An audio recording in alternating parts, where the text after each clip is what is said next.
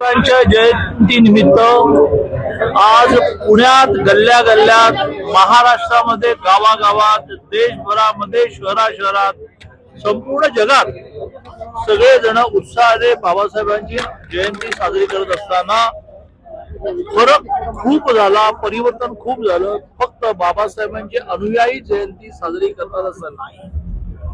Doctor बाबासाहेबांचे अनुयायी सगळेच आहेत. त्यांच्या जातीचे आहेत असं नाही.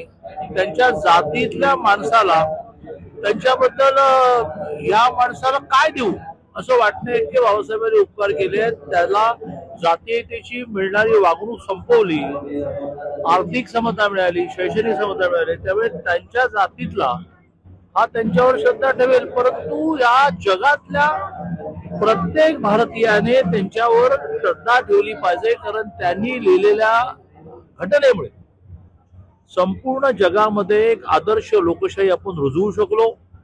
आणि त्यामुळे बाबासाहेबांनी जातीच्या विरुद्ध केलेला संघर्ष, विषमतेच्या विरुद्ध केलेला संघर्ष याची जाणीव जगातल्या भारतीयांनी ठेवली पाहिजे आणि ती ठेवली जाते. आज माझ्या घरी अनेक वर्ष बाबासाहेब आंबेडकरांची जयंती मी साजरी करतो. बौद्ध भिक्खू जेवायला येतात, बौद्ध भिक्खूंना वस्त्र देतो, हजार एक लोक येतात. आता तसं मी जात मानतच नाहीये, पण लौकिक अर्थाने कोणी म्हटलं की तुम्ही कशी आंबेडकर जयंती करता? शिवाजी महाराजांची जयंती करतो, महात्मा ज्योतिबा फुलेंची करतो, बाबासाहेबांची करतो.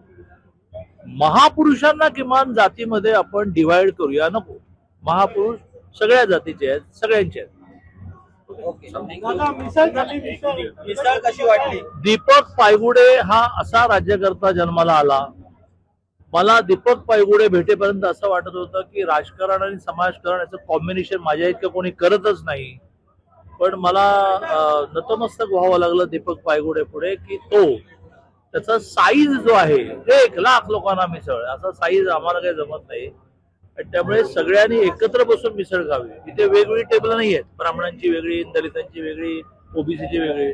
ज्याला खायचे त्याने एकत्र बसून मिसळ खा. आणि त्यामुळे सहभोजनाशिवाय, एकाच ठिकाणचं पाणी सगळ्यांनी प्यायल्याशिवाय, आंतरजातीय विवाहाशिवाय, पुरुष महिला विषमता संपल्याशिवाय या भारतीय समाजाचा विकास होणार नाही. कारण खूप मोठं पर्सेंटेज आपण दूर ढकलत असतो.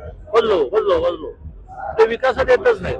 आणि त्यामुळे दीपक पायगुडेचा हा जो एकता मिसळ नावाचा प्रयोग आहे हा सगळ्यांनी केला पाहिजे.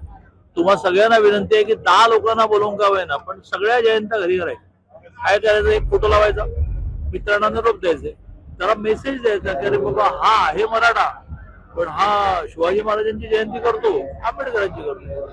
जय महाराष्ट्र, जय भीम.